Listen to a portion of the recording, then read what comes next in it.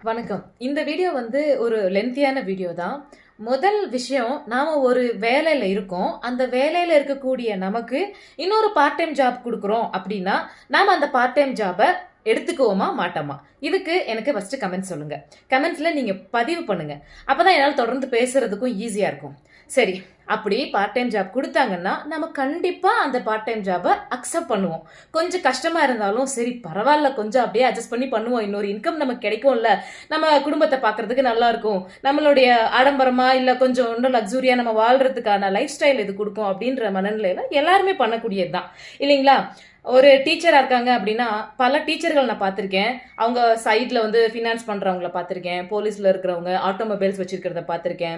இல்ல அப்படின்னா, எப்படி இந்த கால் டாக்ஸி இந்த மாதிரி விஷயங்கள் எல்லாம் கால் டாக்ஸி இல்லைன்னா டாடா ஏசி இந்த மாதிரி வாடகைக்கு வண்டி விடக்கூடிய தொழில் செய்யக்கூடிய பார்ட் டைம் ஜாப் செய்யறவங்கள பார்த்திருக்கேன். இந்த மாதிரி நான் நிறைய பேர் பார்த்திருக்கேன். நீங்க இது மாதிரி பார்ட் டைம் ஜாப், நியாயமான பார்ட் டைம் ஜாப் யார் பண்றாங்க, அது நீங்க பார்த்திருக்கீங்களா அப்படிங்கறத உங்களால முடிஞ்சதுன்னா கமெண்ட்ஸ்ல சொல்லுங்க. சரி, இப்போ நான் விஷயத்துக்கு வரோம். இது மாதிரி தான் நான் என்ன பண்ணிட்டு இருக்கேன் அப்படின்னா, நான் ஒரு வேலைக்கு போயிட்டு இருக்கேன் அப்படின்னா, இந்த வேலை முழுக்க முழுக்க என் பெற்றோர்களின் ஆசீர்வாதத்தினாலையும் என்னுடைய ஹார்ட் ஒர்க்னால மட்டும்தான் எனக்கு இந்த ஒரு லைஃப் ஸ்டைலும் இந்த ஒரு வாழ்க்கையும் எனக்கு கிடைச்சிருக்கே தவிர, யாரும் எனக்கு பிச்சை போடல, தவறான வழியில நான் இந்த வேலைகளை நான் எடுத்துக்கல. இதை ஃபர்ஸ்ட் நான் பதிவு பண்ணிக்க விரும்புறேன். என் அப்பா, என் அம்மா, என் சித்தப்பா, என்னோட சொந்த உறவுகளை தவிர எனக்காக, என் படிப்புக்காக, என் வேலைக்காக யாரும் எந்த ஒரு மெனக்கெடலும் செய்தது இல்லை. ஒருவேளை யாராவது என்னுடைய நண்பர்கள் சில சில மோட்டிவேஷன் கொடுத்துருப்பாங்க.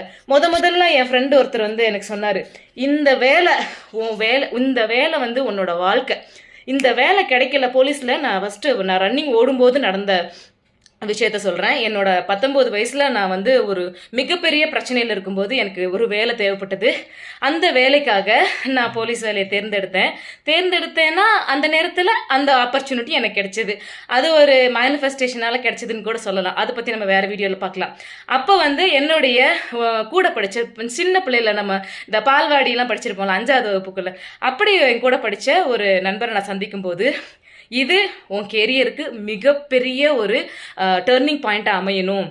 என்ன நடக்கும்? உயிர் தானே போகும், போனா போகட்டும், ஆனா ஜெயிக்காம வெளியே வந்துடாத அப்படின்னு அவங்க சொன்ன அந்த வார்த்தை எனக்கு கால் தொஞ்சு போய் நிற்கக்கூடிய இடத்துல டக்குன்னு எனக்கு அந்த வார்த்தை மோட்டிவ் வந்தது.